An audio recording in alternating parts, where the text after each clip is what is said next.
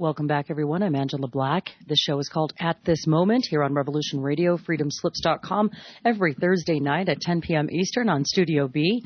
And I am joined tonight by one of the hosts here at Revolution Radio, an amateur geologist, an amateur astronomer, and a backpacker extraordinaire, and basically an informed human who is very concerned about the state of this planet, and as well he should be. Everyone, welcome back, Earthplay, to hour number 2 of At This Moment. Welcome back, Earthplay. Thank you. Every time you say that, I just get humbled. Aw, well, that's just the truth. Well, okay. I don't know about accomplished backpacker. I mean, Matt is in the room, and he by far exceeds me. Oh, well, I suppose if you need to make it a competition. I only have like 20 years under my belt. He's been doing it all his life. And I have 20 years of watching people backpack. Yeah. It's terrible. I do think that, I'm sort of ready for it. If in case I have to live without the comforts of, say, electricity, et cetera. But I do prefer some type of shelter. I do. I'm not a camper. I admit it. And hiking, it's okay. It depends. Well, I think if I was with a base camp. Yeah. We have a base camp, and we like to hike out of it and go and do things from there, go up to the gold mine or up the canyon or down the canyon or Navajo Peak, go around to the other side, and Dead Man's Peak, the whole range, the Jemez Mountains, the Cibola National Forest, and I think that's Matt's stomping ground down there. So. Wow, nice. Yeah, the words Dead Man's Peak and it's real. Believe it. Well, I'm sure it is. It's right at the rim of the Chama Canyon, and you can very easily find yourself in a difficult situation. Yeah, or dead. Dead, yeah. Right. Well, got its name for a reason. Exactly. I was going to say it didn't. Yeah. It wasn't born with that name. Somebody named it that for a particular reason. So, before we get back into the doom of the planet, et cetera, I wanted to bring this up to you. My husband was in the background, and out of Santa Fe, New Mexico, is a man named Forrest Finn, and he's getting up there in age. I don't think his voice is very. I don't think he can hear very well, and I think he's kind of very silent, very quiet in speaking. But he he placed a $2 million treasure. Possibly in some water somewhere, and there's a poem, and a lot of people have been trying to find this for a while. My husband has a few places narrowed down to where he may be looking at some point, because it's not far off of somewhere where you can park from the poem. Are you familiar with that man and with that legend? Or actually, I am, now that you mention it. Yes, I am. Oh, cool. And if there was anyone who was going to find it, it would be Canyon Man Raj. Yeah, he knows those northern Rocky Mountains like the back of his hand, and we're losing so much water up there right now. And he's kind of a hydrologist of sorts, so he keeps his eye on all the streams, the lakes, and the ponds, and at the rate that we're losing water right now, and he put it in water, it's going to be exposed pretty soon. So true. He did that in the Santa Fe National Forest, which possibly borders. Yeah. Well, we border 3 different forests where our cabin is. It's a little triangle in the middle of where 3 national forests intersect. So, wow. Ideal location. We're not going to tell you. Well, I guess I just told you kind of where it was. Sort of, but yeah, it's still a big area. I'll tell you you probably wouldn't make it out there without the proper planning. Right. Or a helicopter. Yeah, there you go. Lots of helicopters have been there. Yeah. Oh, okay. Well, there's a couple of different areas in the country that my husband has narrowed it down to. So I don't know. I think we're going to eventually do sometime. I think he was talking about the southern part of Utah, something like that. I can't remember exactly, but he's got it. He's got some areas pinned down too, because you should I just watch him pondering the poem. It was brilliantly written by Forrest Finn. So if you guys are interested in treasure hunting, please do find yourself. I don't know, looking into the Forrest Finn $2 million treasure. Well, there is a rumor that we're really close to where our cabin is, the cabin that we use as an expedition base. The legend of Nick Black, who left a chest full of silver coins up there. Oh, nice. Somewhere near our cabin. Yeah. All right. Wow. See, and we share the same last name, Nick and I. Yeah. There you go. Yeah, maybe I have some inside info I don't even know about. Okay, so yeah, treasure hunting is cool, and for that matter, having precious metal as a trading commodity, in times of stress on this planet are very important as well. Having gold and silver handy, I think, is one of the best ways also to prepare yourself for what's coming. What do you think about that? I don't know. I'm stockpiling cigarettes and nylons. Oh, nylons, eh? I think that they would be a better bargaining and barter tool. Ah, interesting. Like pantyhose? Not too many people are going to be able to cash gold and silver coins. I mean, they'll be happy to take them, but you're not getting any change back. Yeah. Yeah. It's going to be a mess for a while. You're going to need, sugar, flour, if you can get milk or cheese. Now it's if you can get oatmeal and grains and wheats, and because you're not going to get any fruits or vegetables for a while. So true. So true. The abrupt climate changes are closing in on us at lightning speed. Mm-hmm. For instance, the drought. Yes. I mean, if we want to talk a little bit about that, that'd be great. It's huge. It's happening. And it is obviously somewhat of a natural cycle on the planet. But I believe that we have had, the industries and the government has had a lot of their undermining hands involved in this. Yes. A lot of it is mismanagement by my perception, because they still get the floods. They still get the landslides. But they're letting all the water just run out to sea, where a decade ago they had about 1,000 miles of aquifer built throughout the Central Valleys of California, and they shut it all down, just decimating untold numbers of orchards and farms. Wow. To this day. So they had a conservation plan and a plan to hold and store water in these aqueducts and canals that just sit empty now. Everything just runs out into the sea. Wow. So how do you think that's fixable? I mean, how much effort would that kind of thing take? It's absolutely fixable. Mm-hmm. One judge shut down 1,000 miles of aquifer in fertile orchard and farmland. When? When did that happen? Probably more than a decade ago. It was over the silvery minnow, I believe. Or right. Rare freshwater fish or something. I'm not even sure, to tell you the truth. But one federal judge just shut down all the central watering system throughout all of Central California. It is a fact. So they should probably just open that thing back up, right? Well, and then they've had the loss of the Shasta aquifer disappeared overnight. Wow. Back in April of 2011, right after the big earthquake in Fukushima and big events down in Ensenada and Baja, Mexico. They were all, within 2 weeks of one another. All of these events occurred. Wow. And so you're saying it disappeared overnight, meaning it became dry? The aquifer just fell out. It drained away. It just is gone. Wow. You just put it in there, Shasta County aquifer. Okay. And it's just gone. Wow. They don't know where it went. And that greatly contributed to the drought, and as well as the stored water in Lake Shasta is almost non-existent. Wow. So. Yeah, Tahoe is way down. Tahoe is just really it's at its lowest point that it's been in many decades, many decades. Looking at it from a Google map image, and it's being decimated. You're right. Mm-hmm. Yeah, and the Eastern Sierras obviously are just having the lowest amount of rain. I think it's at 6% of what's considered normal of water and runoff. Well, in previous years, 2009 or 10 and 11. And 13, you guys had more than abundant snowfall and water and rains and monsoons. And you had the whole gambit, but when it was all done and over with, you had nothing. Yeah, it's so it is mismanagement. It sounds very much like mismanagement. And then don't forget, I covered this last week.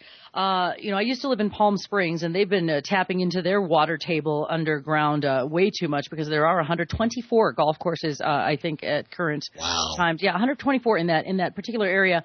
And I remember before I was aware of really anything, in my early 20s, and just starting to become an adult and walk the walk. And it was right when the internet was starting and all that kind of stuff. So, I remember thinking, wow, how much water are they using to water these golf courses, et cetera, to create this, illusion of plush land and et cetera, when it's really a desert. It really is. It is a desert. So, I think your story about the Nestle's Corporation over the last week, I think you should bring that up. Yeah, that's exactly what I was getting into. That just illustrates the point so well. Yeah, so that's in the San Bernardino County, in San Bernardino County, and the San Bernardino County Forest, I don't know if it's a national forest, I think it's a national forest in San Bernardino County. It's called the San Bernardino National Forest, I think.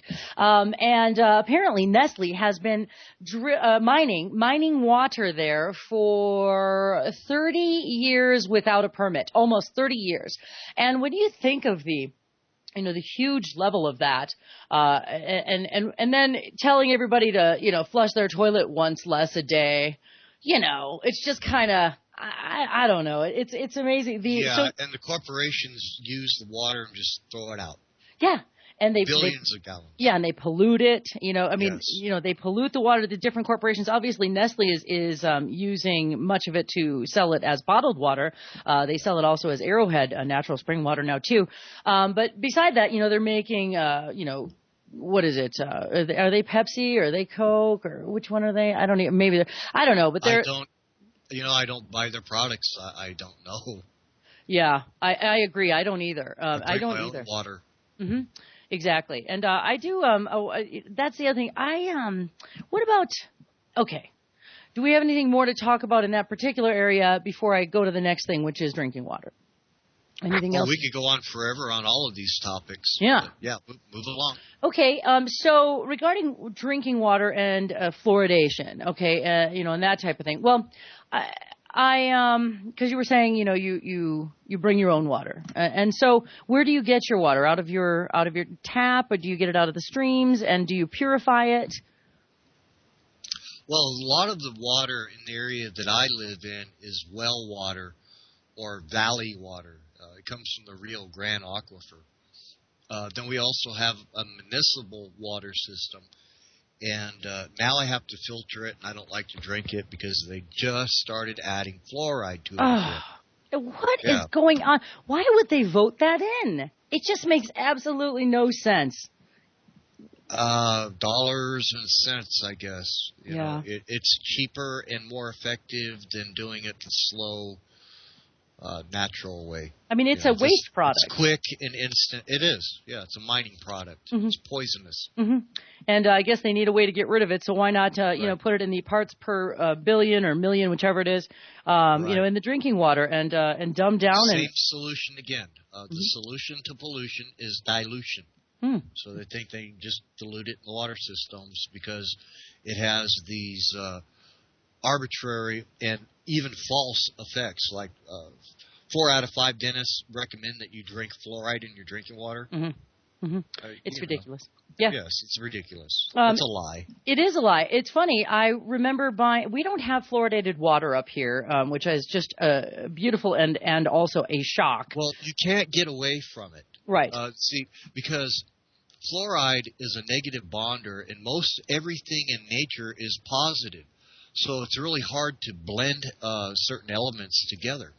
So if you use fluoride, you can blend anything together. So it's in our food, it's in the clothes, it's in the dye, it's in the dishwashing soap, it's in detergent, it's in the manufacture of everything because it's a good binder of other elements. And it's interesting you say that because the next point I was getting to is I drink the tap water, and I do. I drink the tap water. I won't buy bottled water, and I'm not thrilled with that. I boil my, noodles in it and stuff. So I do use tap water, obviously.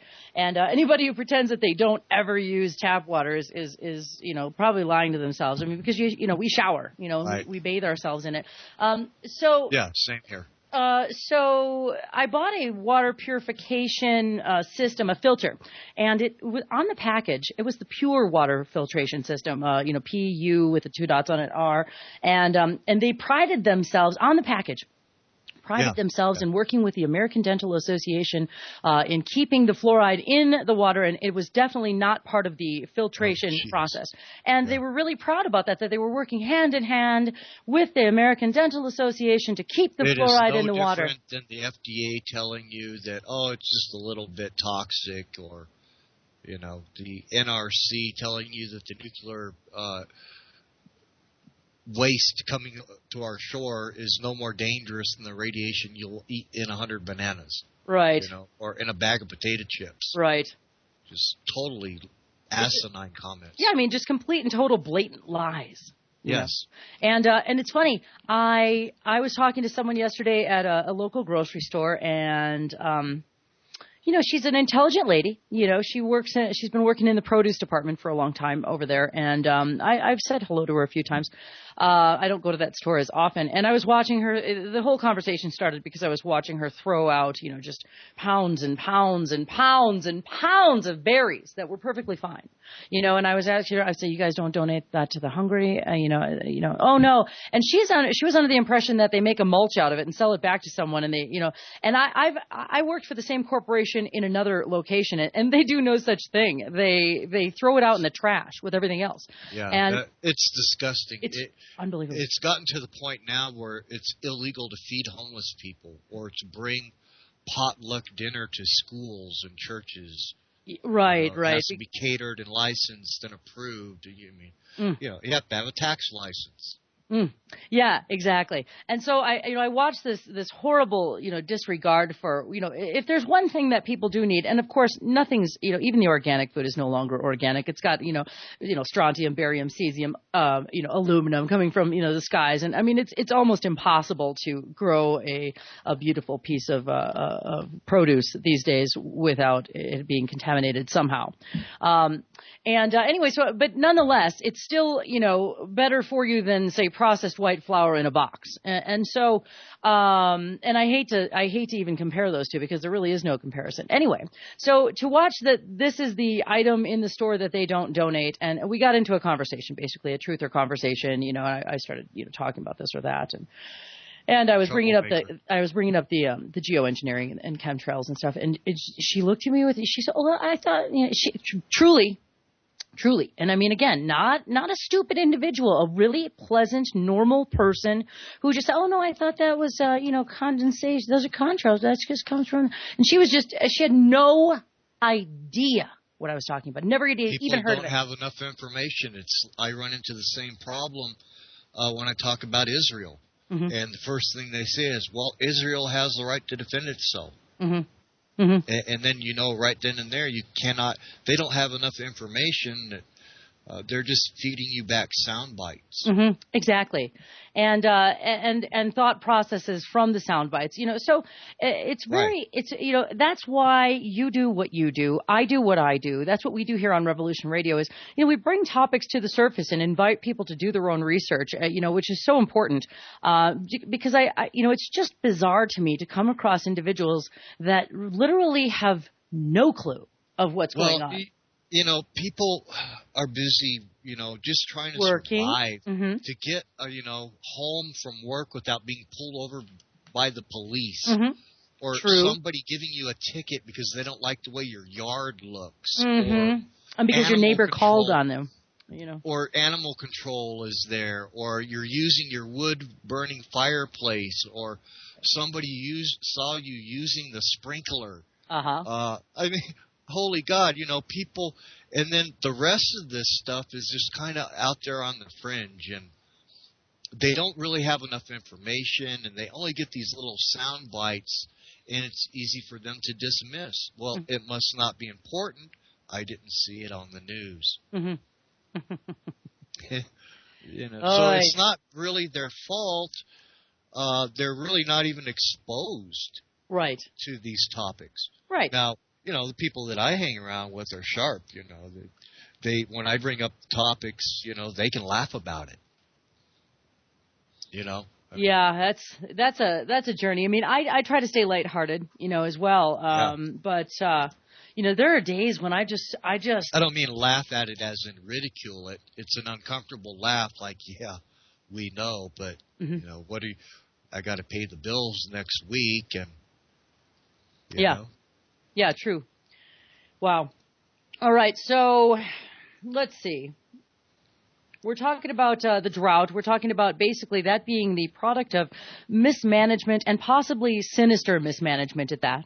Well, and before we move away from the food, we're losing our minerals and our vitamins and our amino acids, and we're just not getting enough in our food anymore because it's all artificially processed, homogenized, gassed. Mm-hmm.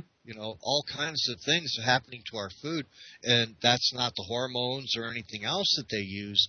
And we're getting less and less nutrition, and we tend to overeat because our bodies need the vitamins and the minerals. And now that we are aware, we try to supplement it, take vitamin B and C and D, and you can get large doses of that just by walking out into the sunlight. Mm-hmm. They're trying to restrict your ability to use or even have food supplements, mm-hmm. things that you need to nurture your body. Mm-hmm. Yeah. Not only in the food, but just straight up in the soil. The soil has been, depleted.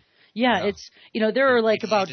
Yeah, radiated, exactly. It's not just because they're, growing the same crop year after year. The soil has been, with the Monsanto, there you go, with pesticides, as well as radiation and all of it, the minerals in the actual soil is depleted. I think it's got like 4 minerals of the, in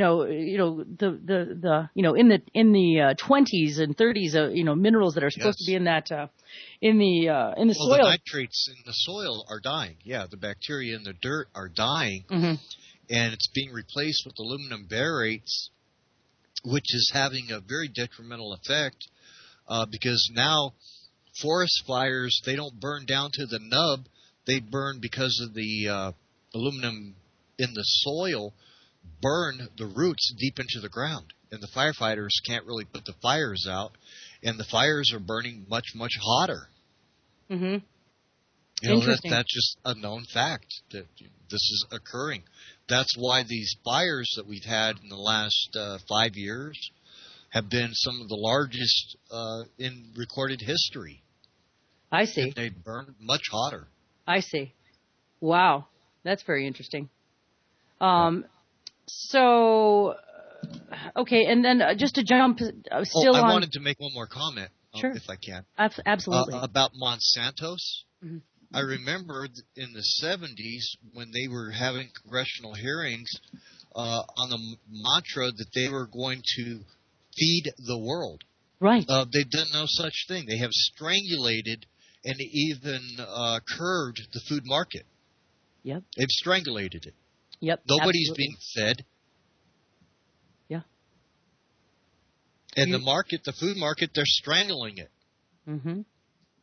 And the only way to keep it going is, of course, to buy more Monsanto products, for the farmers. They sold us out.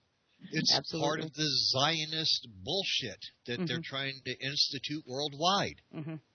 And they're getting away with it right here in America. It's the easiest target for the Zionists is America. Mm-hmm. Because we go down to one kneel and kowtow to every frickin' dictate that they can imagine.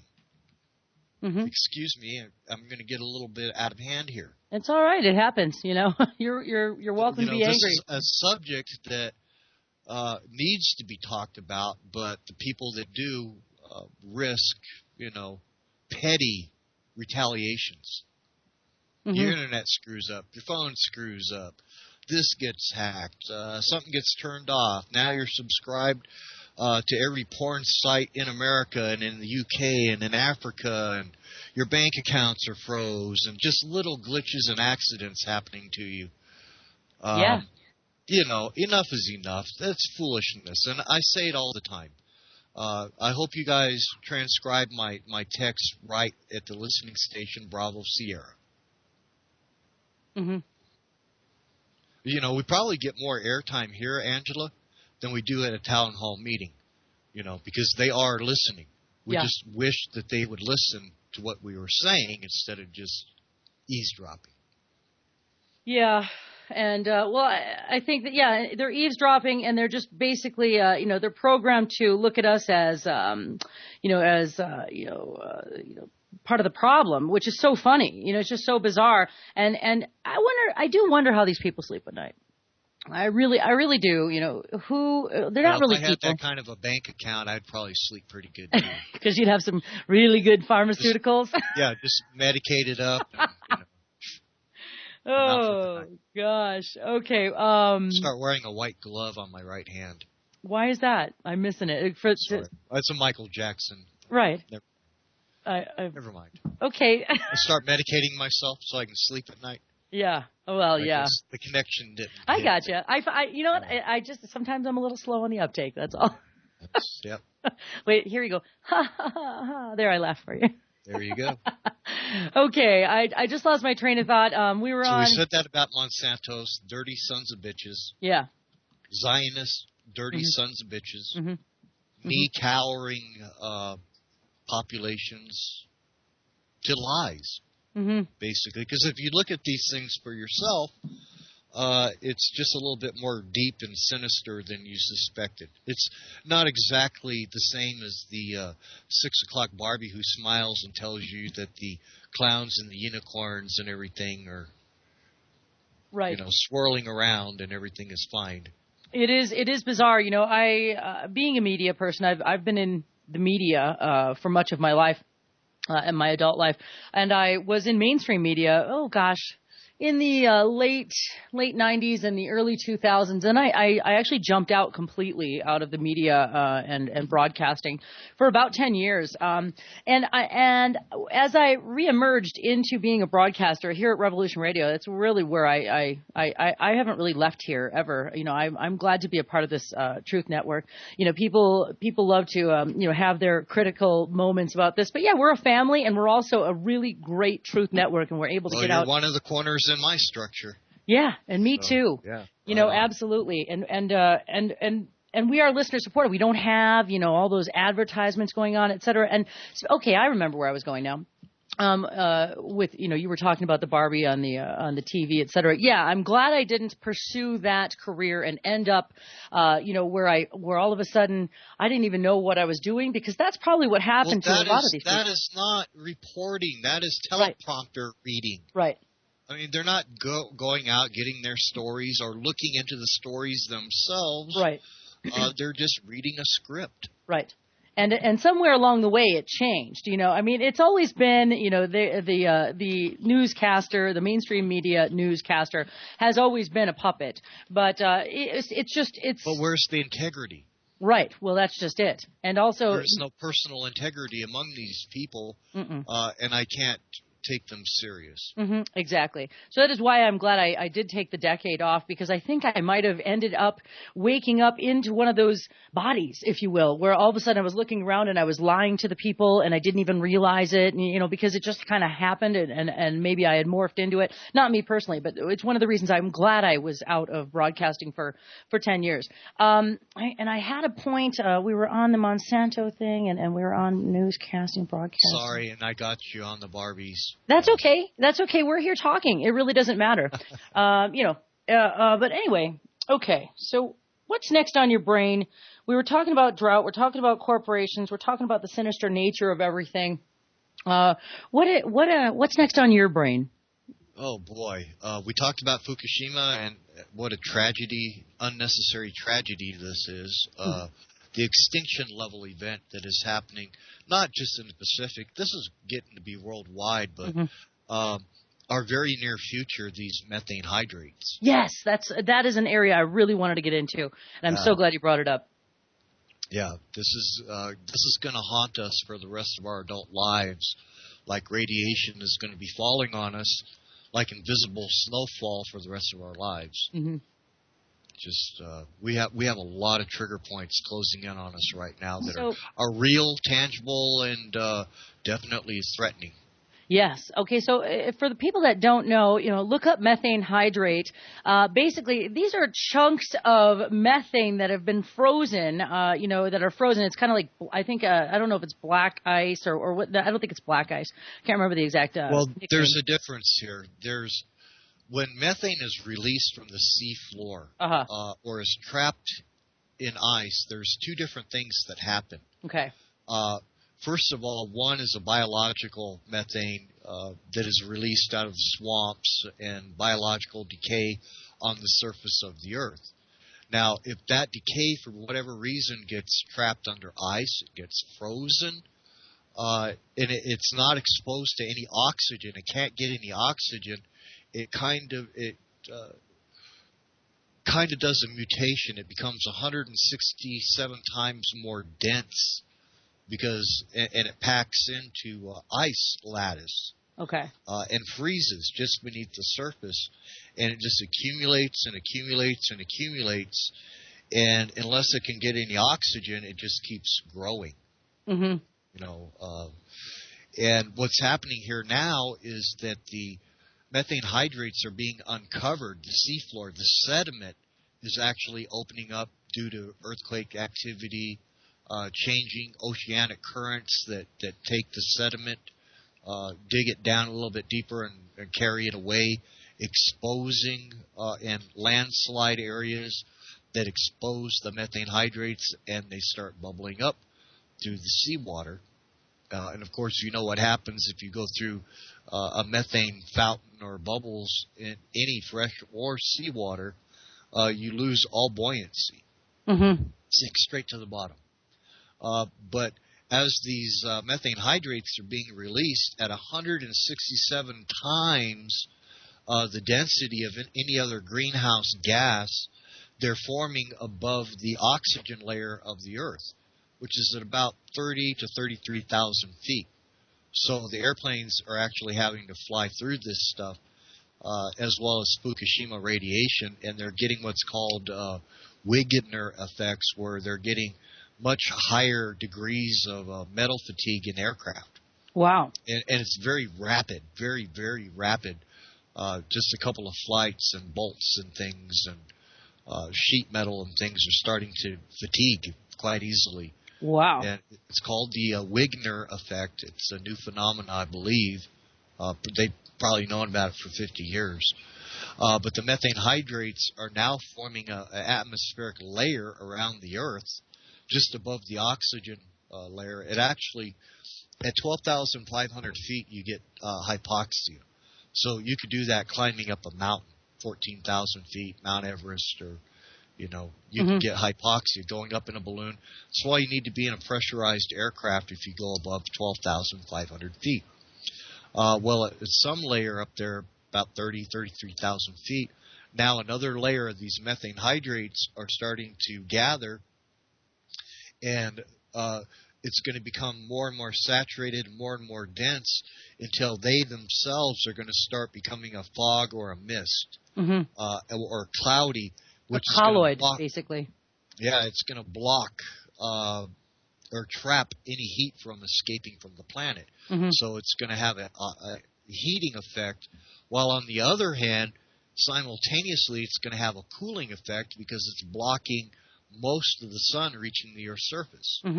So there's going to be a tug-of-war there, and that's going to happen in the convective cycles of our weather, the cyclonic cycles. And now the atmospheric pressure in the bubble is pretty finite. We don't have any extra. We don't have a tank that we can, turn on any reserve or anything.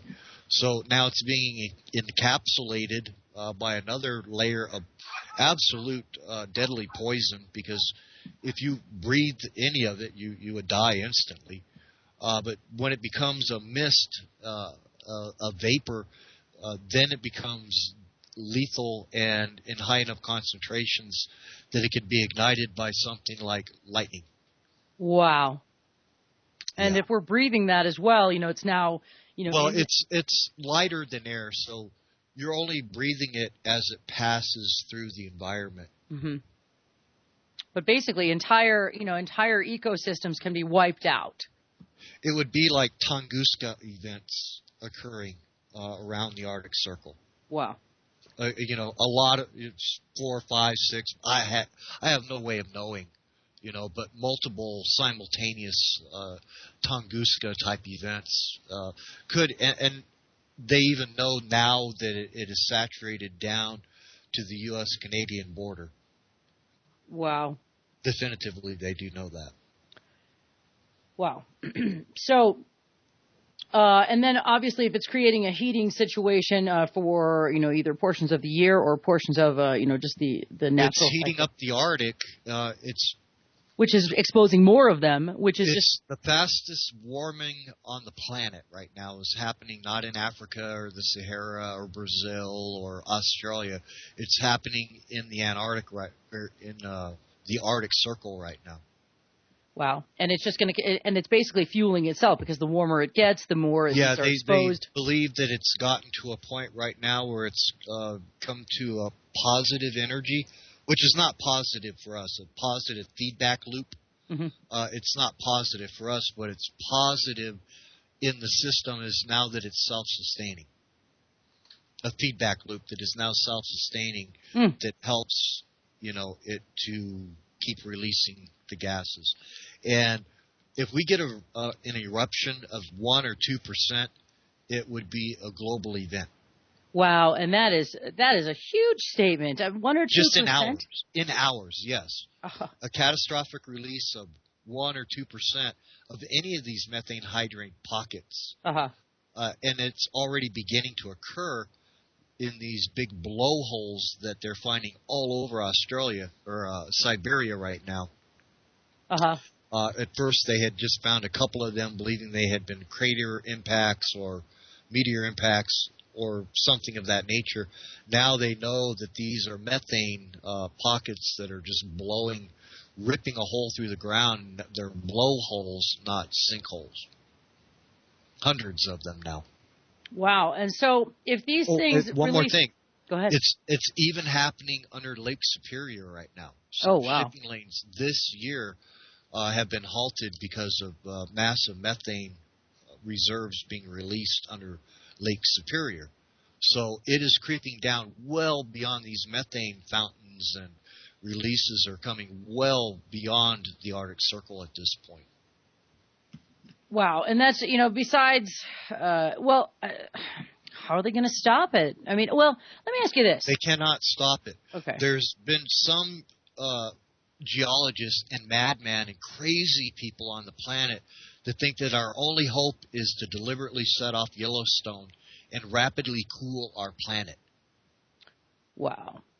There is another institution at the University of Calgary, Canada, that is currently running a geoengineering program called global dimming. If you put that into any search engine, global dimming. Global dimming. Yeah, they have already admitted to dimming the Earth's environment, the sunlight that reaches the Earth's surface by 18%. And that's being done by the nasty word chemtrails. Yeah, I was going to get into that because, you're talking about the atmosphere with the methane mist at about 33,000 feet or whatever it is. And so I was going to ask how, with the chemtrails, with the geoengineering situation, how do those work hand in hand, or what's happening with that in a bad way, I'm assuming? What's your theory? What's your theory on? I don't think they know what they're doing. They're worried about global warming. But they may be sending us spiraling quickly into an ice age. Mm-hmm. The solar activity dropped off at the same time they started to mess around with the environment, HAARP, high frequency, low frequency, every frequency they get their hands on, trying to play God with the planet, creating electro induction with the Earth's magnetic field with CERN. Mm-hmm. There's no way they can avoid that, but they're going to fire it up anyway. Yeah, that's a whole other thing. It's not, what's really happening for the good of mankind? Not a lot. Not a lot. I mean, I want to be positive. I really do. But, well, we have to face the reality that we live on a planet full of madmen. Mm-hmm. When they detonated the first atom bomb, they were split 50-50. They thought it would set off a chain reaction in the atmosphere. They did it anyway. Right. These vaccines and these chemical laboratories they have in deep military bunkers where they play with the genomes of human beings and life itself, mm-hmm. wanting to discover the God particle mm-hmm. so they can control it. Mm-hmm. It's sickening, Angela. It's really sickening, and it's, I guess we let it happen, but I really don't know if there's any way that we can stop it. Now, one of the things that you've talked to me about a little bit, and I'm sure you've brought it up on your shows, is human complacency. And I wanted to get into that a little bit and see what your thoughts are and what you see is what can the layman do? What can we do? This is a difficult topic and a situation that we found ourselves in. Mm-hmm. It's kind of hindsight for me now, going through high school and what formal education and academia that I had, that they're teaching to the 1950s Zionist agenda. Mm-hmm. That there's no other way to look at it. They kept the same mantra through the 60s, through the 70s, through the 80s, the 90s, and even through today. And now they're even starting to delete our history. Right. I don't know that we have – it's in the products that we consume mm-hmm. that gives them the power. And then we're still tied to the corporate utilities, mm-hmm. electricity, water, gas, sewage, car insurance, gasoline for your car. We're tied to all these other corporations, and, that's not even your basic needs are even tied to them. Toilet paper, personal hygiene, food, vitamins, supplements, they have pretty much stranglehold the entire world from us. Mm-hmm. Now they have ruled and regulated it and made it illegal for us to go on the other side of the fence to have a drink of water or to enjoy nature or to step foot in our forests because they are punishing themselves, so they'll close all the national parks, rivers, and lakes. And monuments. They didn't punish any politician. And the American people are being programmed to do this. They line up at stadiums, at concerts, at stores, at ticket windows. They stand up against the wall. They're ready to go through body scanners and be frisked and searched and asked personal questions. Mm-hmm. I'm opposed to being treated like a criminal for just merely being on an airport property. Mm-hmm. Right. Or a bus terminal or, what have you. Nowadays, it's just being out in public. Right. It's true. It's true what you say, and no rights of privacy. Everything is cameras everywhere, recorded and sold and bargained for, and information is power. Mm-hmm. Exactly. And then the data collecting, the data mining. Yeah, I wished I had an answer for you, Angela, but I don't. Mm-hmm. It's in our personal behavior and the products we consume, and I'm guilty myself. I drink Coca-Cola. Uh-huh. They're probably one of the biggest Zionist donators and contributors on the planet. Mm-hmm. But everybody has a vice, mm-hmm. and it's in almost every product. Mm-hmm. Every food, corporation, drink, beverage, anything that you consume, it's very hard to get away from the structure that we've been brought up with in the framework of Zionism. That is true. They call it a free market and a just and fair system. There's nothing just or fair about it. That is very true. You're speaking words of wisdom, and it's just a sad state. I really don't even...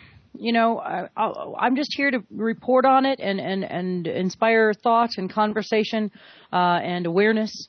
And I don't. Yeah, and I'm the same way. You know, I don't have time to get into depth into these topics, and some of them, quite frankly, I don't want to take on the state of Israel. Mm-hmm. I do not want to take on the Zionists. Mm-hmm. You know, any more than I would want to take on the Republican or the Democratic Party. These people will leave you with nothing but bones. You will not have a family member or a friend left to your name. Every one of them will have been put through the ringer. That is true. That is true. If we talk too much, and that's really crazy to think about that, you know. So we're about as close as we can get here on this network. You know, we really are about as close as you can get to actually exposing the agenda and having free speech about it still, at least today. You know, who knows? We're just talking about and have the courage to talk about what people are afraid to talk about among themselves even. Mm-hmm. Mm-hmm. Exactly. You cannot have this conversation with your friends and family.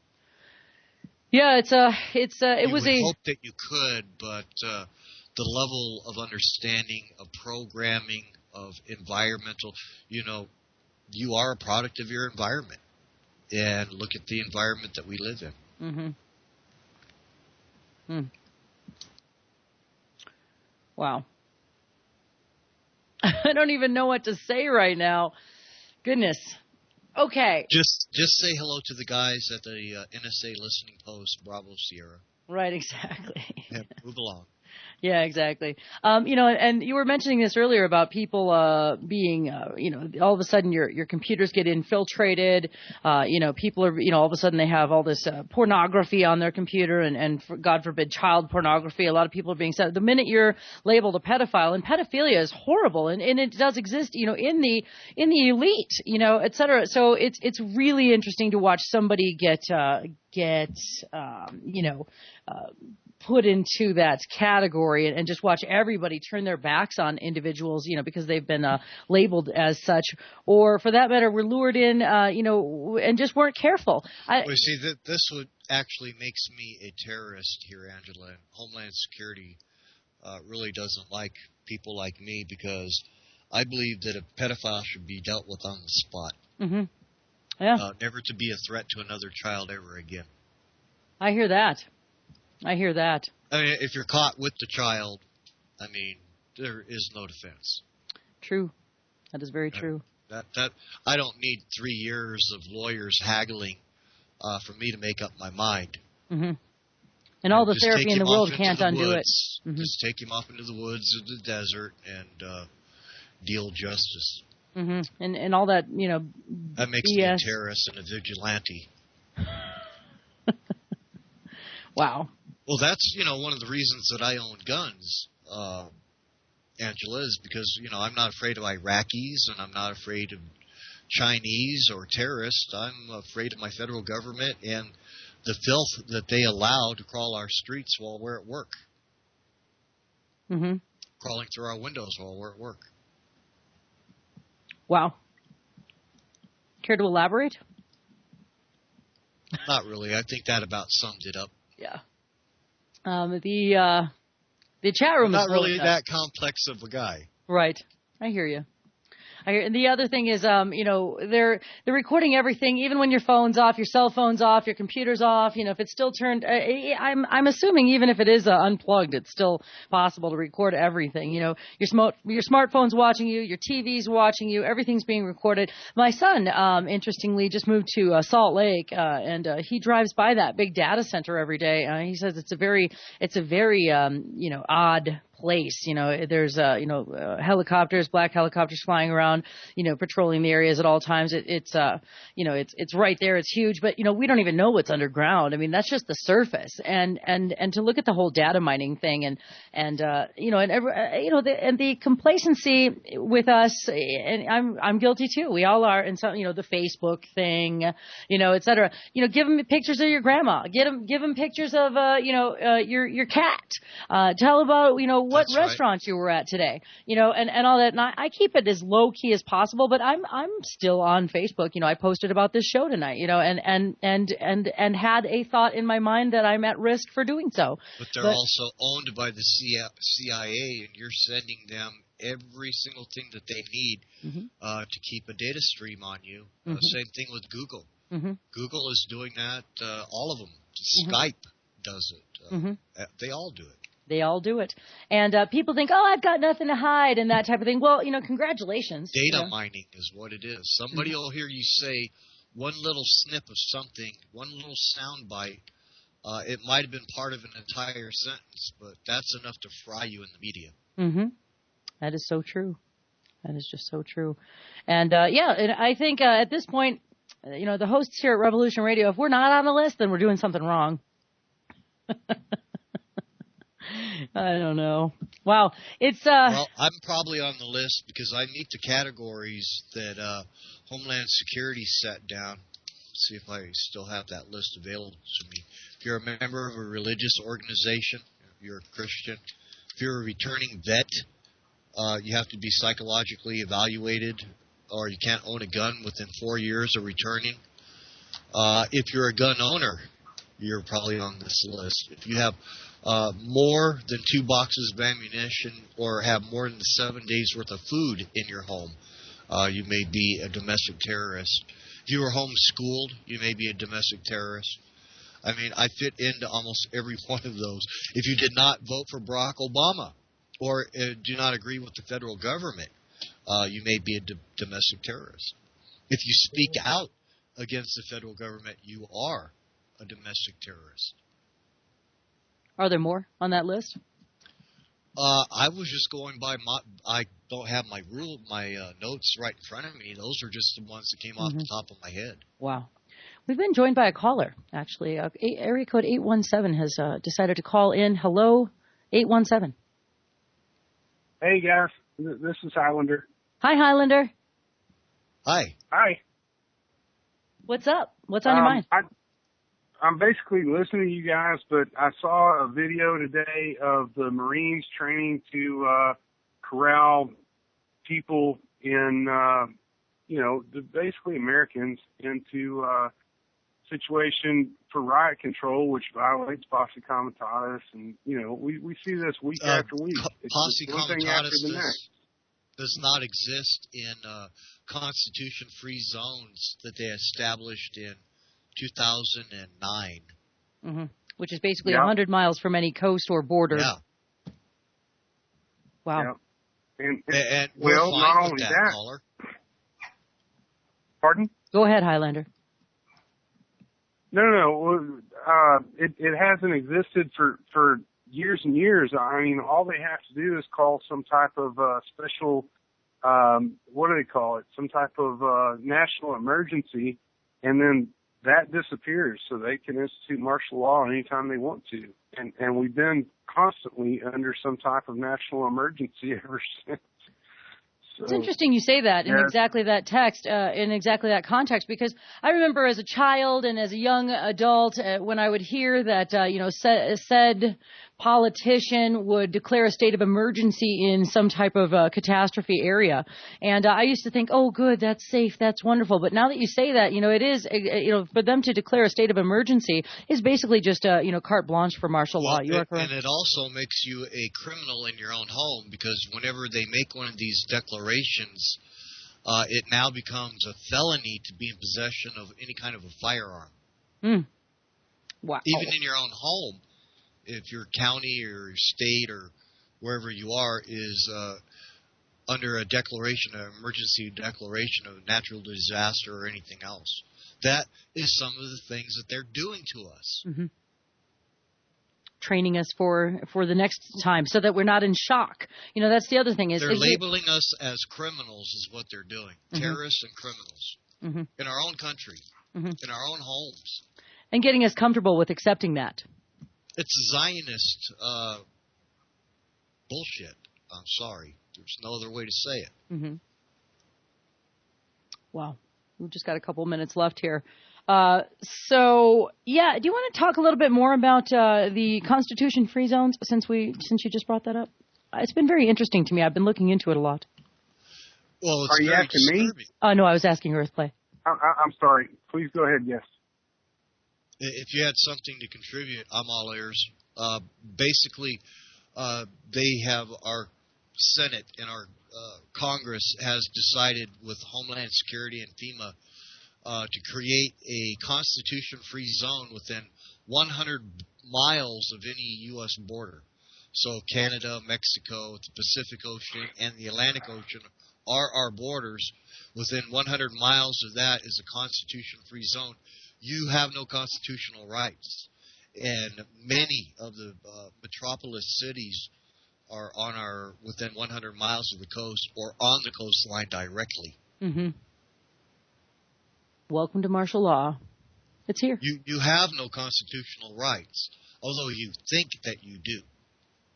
Mm-hmm. You're under federal jurisdiction. Wow. It's been a very informative 2 hours. Earthplay, thank you so much for being my guest tonight here on Revolution Radio. Thank you. All right, everyone, you can catch Earthplay Mondays and Tuesdays at 4 p.m. Eastern on Liberation Nation Studio A for an informative hour of topics that are very, very current and concerning. And Highlander, thanks for calling in. Everyone, I'll be here next week. And stay tuned. I believe Major Tom at Ground Control with Major Tom and Keith AZ is up next on A. Peace.